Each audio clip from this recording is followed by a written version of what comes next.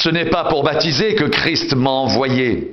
C'est pour annoncer l'Évangile, et cela sans la sagesse du langage, afin que la croix de Christ ne soit pas rendue vaine.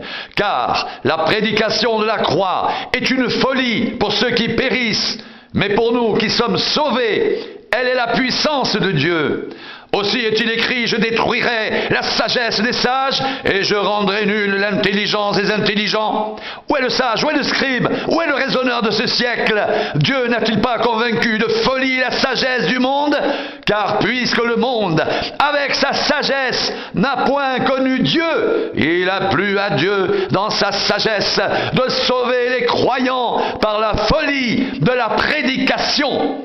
Les Juifs demandent des miracles et les Grecs cherchent la sagesse. Nous prêchons Christ crucifié, scandale pour les Juifs et folie pour les païens, mais puissance de Dieu et sagesse de Dieu pour ceux qui sont appelés tant Juifs que Grecs.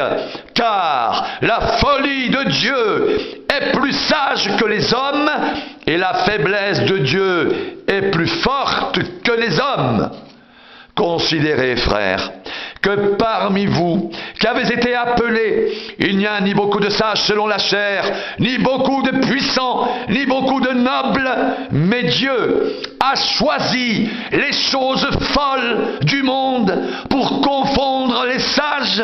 Dieu a choisi les choses faibles du monde pour confondre les fortes. Et Dieu a choisi les choses viles du monde et celles qu'on méprise, celles qui ne sont point, pour réduire à néant celles qui sont, afin que personne ne se glorifie devant Dieu. Or, c'est par lui que vous êtes en Jésus-Christ, qui par la volonté de Dieu a été fait pour nous sagesse, justice, sanctification et rédemption, afin, comme il est écrit, que celui qui se glorifie dans le Seigneur.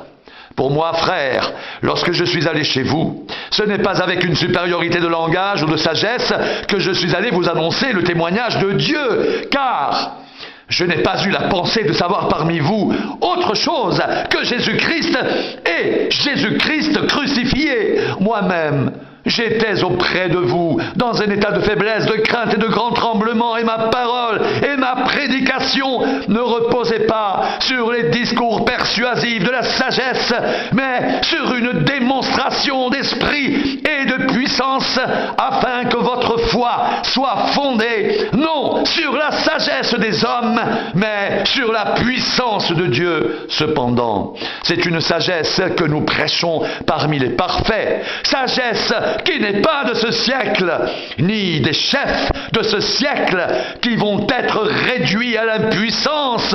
Nous prêchons la sagesse de Dieu, mystérieuse et cachée, que Dieu avant les siècles avait prédestinée pour notre gloire, sagesse qu'aucun des chefs de ce siècle n'a connue, car s'il l'avait connue, il n'aurait pas crucifié le Seigneur de gloire. Mais comme il est écrit, ce sont des choses que l'œil n'a point vues, que l'oreille n'a point entendues, et qui ne sont point montées au cœur de l'homme. Des choses que Dieu a préparées pour ceux qu'il aime. Dieu nous les a révélées par l'Esprit, car l'Esprit sonde tout, même les profondeurs de Dieu.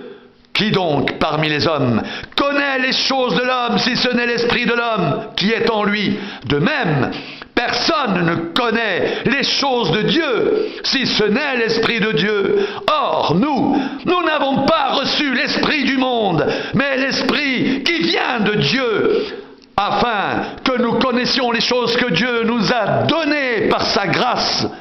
Et nous en parlons, non avec les discours qu'enseigne la sagesse humaine, mais avec ceux qu'enseigne l'Esprit, employant un langage spirituel pour les choses spirituelles.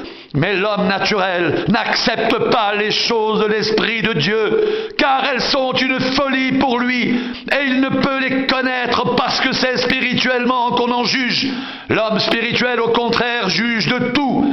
Et il n'est lui-même jugé par personne, car qui a connu la pensée du Seigneur pour l'instruire? Or, Nous avons la pensée de Christ. Pour moi, frères, ce n'est pas comme à des hommes spirituels que j'ai pu vous parler, mais comme à des hommes charnels, comme à des enfants en Christ. Je vous ai donné du lait, non de la nourriture solide, car vous ne pouviez pas la supporter, et vous ne le pouvez pas même à présent. Parce que vous êtes encore charnels. En effet, puisqu'il y a parmi vous de la jalousie et des disputes, n'êtes-vous pas charnels? Et ne marchez-vous pas selon l'homme? Quand l'un dit, moi, je suis de Paul, et un autre, moi, d'Apollos, n'êtes-vous pas des hommes? Qu'est-ce donc Apollos? Et qu'est-ce que Paul? Des serviteurs, par le moyen desquels vous avez cru, selon que le Seigneur l'a donné à chacun. J'ai planté, Apollos a arrosé, mais Dieu a fait croître, en sorte que ce n'est pas celui qui plante qui est quelque chose, ni celui qui arrose, mais Dieu qui fait croître. Celui qui plante et celui qui arrose sont égaux, et chacun recevra sa propre récompense selon son propre travail, car nous sommes ouvriers avec Dieu. Vous êtes le champ de Dieu, l'édifice de Dieu. Selon la grâce de Dieu qui m'a été donnée, j'ai posé le fondement comme un sage architecte, et un autre bâtit dessus. Mais que chacun prenne garde à la manière dont il bâtit dessus, car personne ne peut poser un autre fondement que celui qui a été posé, savoir Jésus-Christ. Or, si quelqu'un bâtit sur ce fondement avec de l'or, de l'argent, des pierres précieuses, du bois, du foin, du chaume, l'œuvre de chacun sera manifestée, car le jour la fera connaître, parce qu'elle se révélera dans le feu, et le feu éprouvera ce qu'est l'œuvre de chacun. Si l'œuvre bâtie par quelqu'un sur le fondement subsiste, il recevra une récompense. Si l'œuvre de quelqu'un est consumée, il perdra sa récompense. Pour lui, il sera sauvé, mais comme au travers du feu.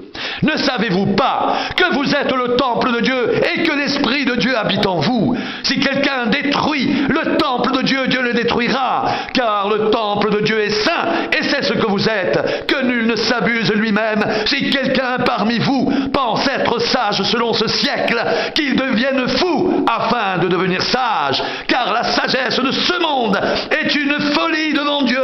Aussi est-il écrit, il prend les sages dans leur ruse, et encore, le Seigneur connaît les pensées des sages, il sait qu'elles sont vaines. Que personne donc ne mette sa gloire dans des hommes, car tout est à vous, soit Paul, soit Apollos, soit Céphas, soit le monde, soit la vie, soit la mort, soit les choses présentes, soit les choses à venir. Tout est à vous, et vous êtes à Christ, et Christ est à Dieu.